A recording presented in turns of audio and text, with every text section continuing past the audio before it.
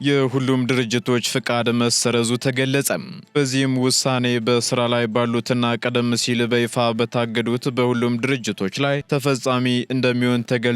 በዝርዝር እናጋራችኋለን። ሰራተኞችን ለመቆጣጠር የተገጠሙ የጂፒኤስ እና የካሜራ ዘዴዎች ውጤት አምጥተዋል ቢባልም የማይሰሩ የጂፒኤስ እና የካሜራ መቆጣጠሪያዎች መኖራቸው ተገልጿል። ይህን ተከትሎ ከሚመለከተው አካል ምላሽ ተሰጥቷል። የምትሰሙት መረጃችን ነው። በኢትዮጵያ ኢኮኖሚ ውስጥ የውጭ ምንዛሬ እጥረት የለም ተባለም። በሌላ በኩል በሐዋላ ከሚላክ የውጭ ምንዛሬ ጋር በተገናኘም የብሔራዊ ባንክ ገዢው የተናገሩትን መረጃ ይዘናል። በዝርዝር እናጋራችኋለን። ባንኩ በተቀመጠው ቀነ ገደብ የባንክ መረጃቸውን ከፋይዳ ጋር ለማያገናኙ ደንበኞች ምንም አይነት አገልግሎት እንደማይሰጥ አስታወቀም። በዚህም በቀሩት ጥቂት ቀናት የባንክ መረጃቸው ከፋይዳ ጋር ማገናኘት ስለሚችሉበት አሰራርም መረጃ አውጥቷል። በዝርዝር የምትሰሙት ይሆናል።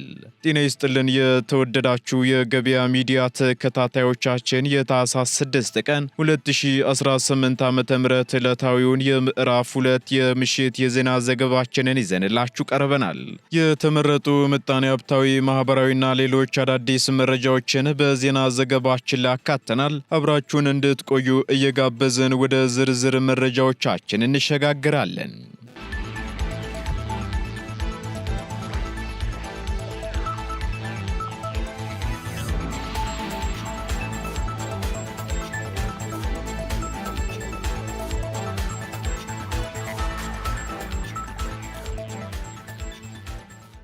የኢትዮጵያ ብሔራዊ ባንክ በነገው ዕለት የውጭ ምንዛሬ ጨረታ እንደሚያካሂድ አስታወቀም።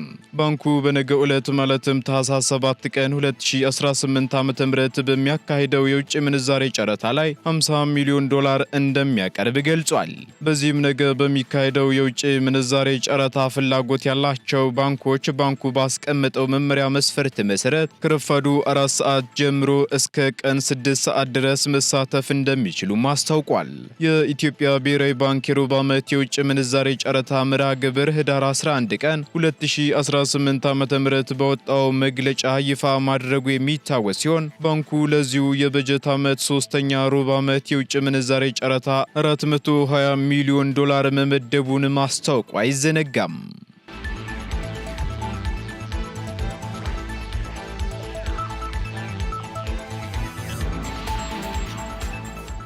ከ250 በላይ ተሽከርካሪዎችና ከ1800 በላይ ሞተር ሳይክሎች ለተቋማት ተሰጡ።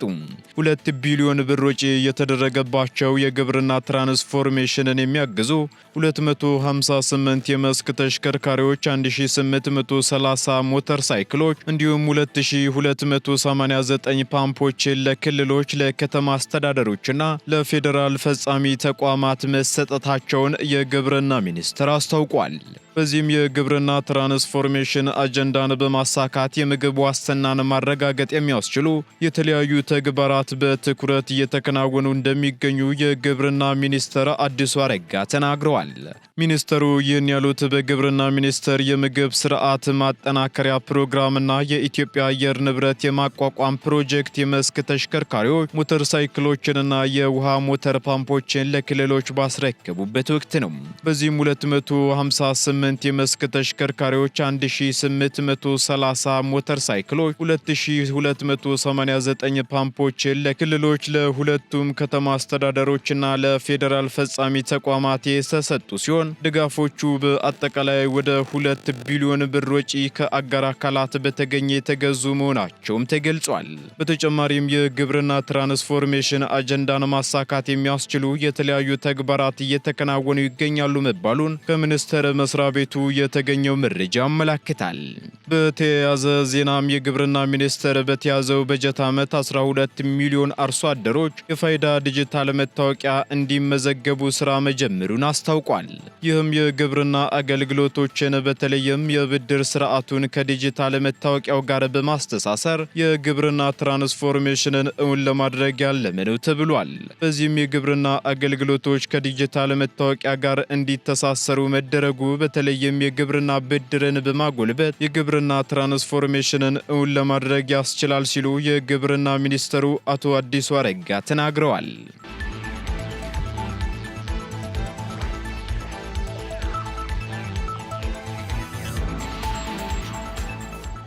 በኢትዮጵያ ኢኮኖሚ ውስጥ የውጭ ምንዛሬ እጥረት የለም ተባለም። በኢትዮጵያ ኢኮኖሚ ውስጥ የነበረው የውጭ ምንዛሬ እጥረት ችግር ተፈቷል ሲሉ የኢትዮጵያ ብሔራዊ ባንክ ገዢ ዶክተር ኢዮብ ተካልኝ ተናግረዋል። በዚህም የተሟላ ማክሮ ኢኮኖሚ ማሻሻያ ወደ ስራ መግባቱን ተከትሎ ኢትዮጵያ የውጭ ምንዛሬ አስተዳደር ማሻሻያ እንዳደረገችም ተገልጿል። ይህ ማሻሻያ ደግሞ ላለፉት 40ና 50 ዓመታት በብሔራዊ ባንክ ቁጥጥር ይደረግበት የነበረው የውጭ ምንዛሬ ተመን በገበያ እንዲወሰን ማስቻሉንም የብሔራዊ ባንክ ገዢው ተናግረዋል። ዶክተር ኢዮብ አክለውም ከውጭ ምንዛሬ አስተዳደር ማሻሻያ ዋነኛ ግቦች አንዱ የኢትዮጵያ ምርቶች በዓለም አቀፍ ገበያ ተወዳዳሪ ዋጋ እንዲኖራቸው ማድረግ መሆኑን አንስተው ይህም ደግሞ የውጭ ንግድ ገቢን በከፍተኛ መጠን ማሳደጉን ገልጸዋል። ማሻሻያው የውጭ ቀጥታ ኢንቨስትመንት ፍሰትን ለማሳደግና የሐዋላ ገንዘብ ግኝቶችን ጨምረዋል ያሉት ገዢው ባለፉት 5 ወራት ብቻ ኢትዮጵያ ካወጣችው የበለጠ የውጭ ምንዛሬ ማግኘቷንም አስታውቀዋል። እንዲሁም በኢትዮጵያ ኢኮኖሚ ውስጥ የውጭ ምንዛሬ እጥረት እንደሌለ ተናግረው የውጭ ምንዛሬ ተደራሽነትን ለማሳደግ የኢትዮጵያ ብሔራዊ ባንክ ለንግድ ባንኮች በጨረታ የሚገዙበትን አሰራር ተግባራዊ በማድረግ ለደንበኞቻቸው እንዲያቀርቡ ማስቻሉንም ገልጸዋል። በሌላ በኩል በሐዋላ ከሚላክ የውጭ ምንዛሬ ጋር በተገናኘም ህገወጥ ሐዋላ ገንዘብ ዝውውር ላይ የሚሳተፉትን ወደ ህጋዊ መንገድ የሚመጡበት ስራ እየተሰራ ስለመሆኑን ጠቁመዋል።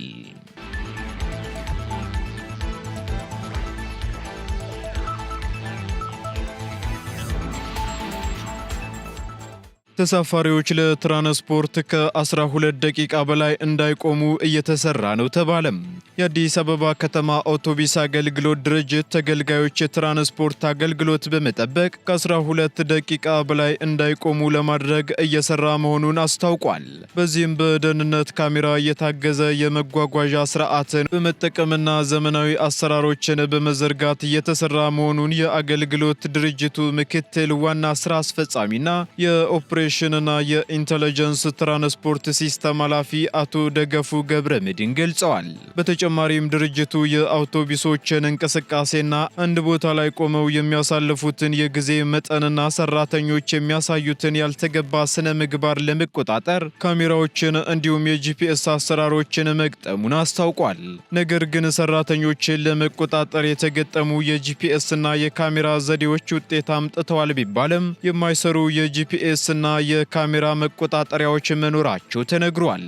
በመሆኑም የተገጠሙት ካሜራዎች ከሲስተም ጋር የተያያዙና በየጊዜው ደግሞ ማዘመን የሚፈልጉ በመሆናቸው በተቋሙ በኩል ዘርፍ ተቋቁሞ ስራዎችን እየሰራ መሆኑን ኃላፊው መናገራቸውን አሃዱ ዘግቧል። በሌላ በኩል በሚቀጥሉ 6 ወራት ውስጥ የክፍያ ስርዓቱን ወደ ዲጂታል እንደሚቀይር የአዲስ አበባ ከተማ አውቶቡስ አገልግሎት ድርጅት ማስታወቁን መዘገባችን አይዘነጋም።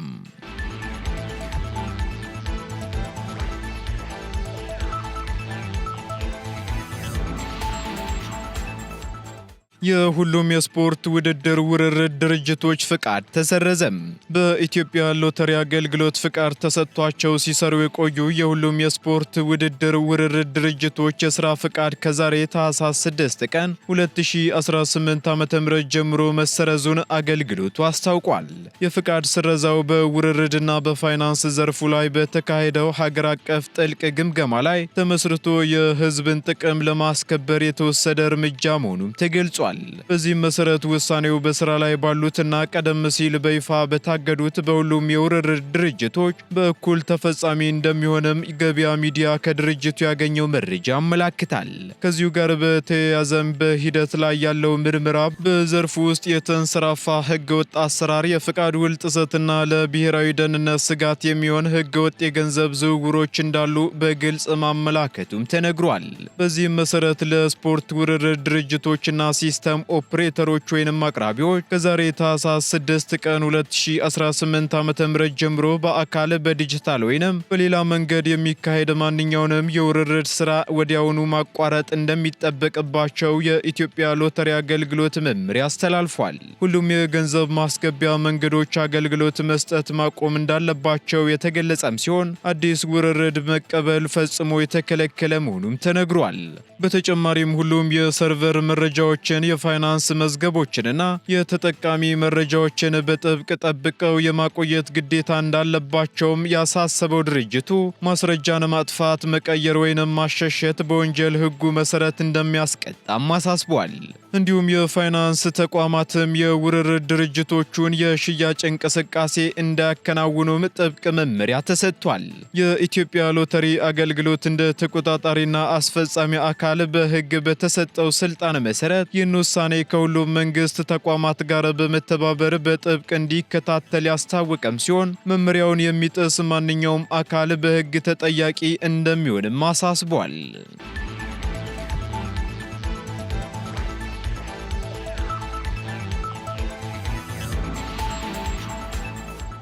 597,000 ነዋሪዎች የኮደርስ ስልጠና ለመውሰድ መመዝገባቸው ተገለጸ። የአዲስ አበባ ኢኖቬሽንና ቴክኖሎጂ ልማት ቢሮ ባለፉት 5 ወራት ብቻ 597,000 የመዲናዋ ነዋሪዎች የኮደርስ ስልጠና ለመውሰድ መመዝገባቸውን አስታውቋል።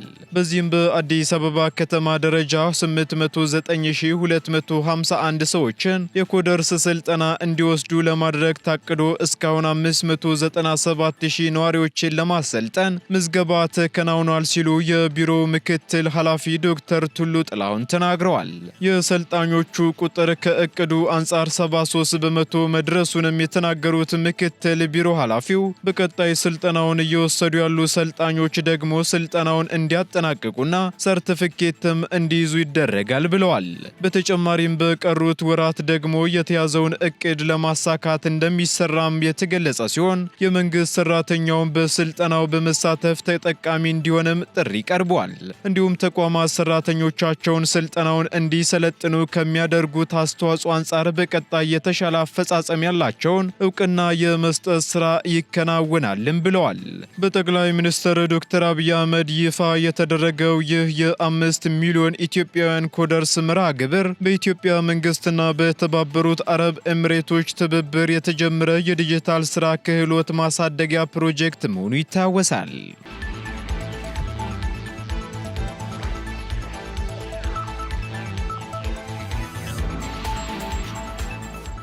ቀጥለናል። ውድ ተከታታዮቻችን ወደ መጨረሻው ዝርዝር መረጃችን ስንሸጋገር ባንኩ በተቀመጠው ቀነ ገደብ የባንክ መረጃቸውን ከፋይዳ ጋር ለማያገናኙ ደንበኞች ምንም አይነት አገልግሎት እንደማይሰጥ አስታወቀም።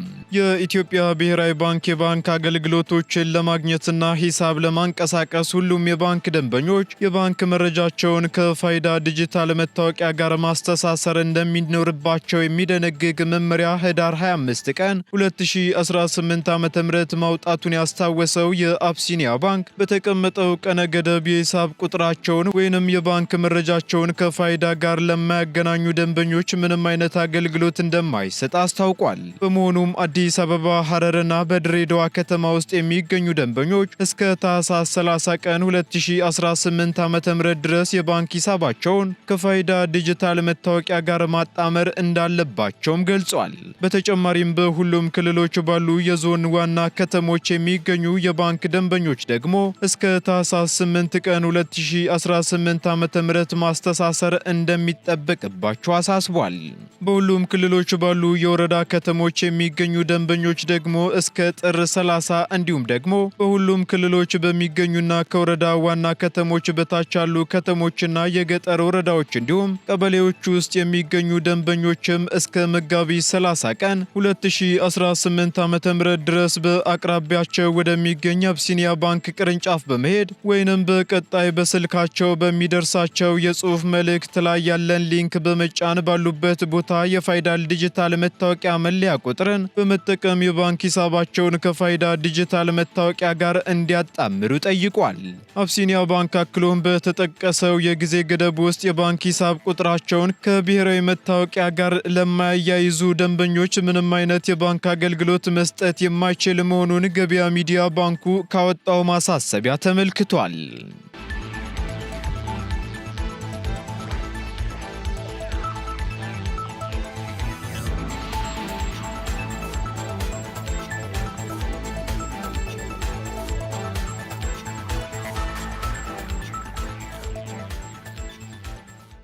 የተወደዳችሁ የገበያ ሚዲያ ተከታታዮቻችን ለምዕራፍ 2 ያዝንላችሁ ኢኮኖሚያዊና ማህበራዊ መረጃዎቻችን እነዚህን ይመስሉ ነበር። አዳዲስ እንዲሁም ትኩስ ኢኮኖሚያዊና ማህበራዊ መረጃዎቻችንን ለማግኘት ታዲያ የገበያ ሚዲያን እንድትወዳጁ እንጋብዛለን። ሰናይ ጊዜን ተመኘን።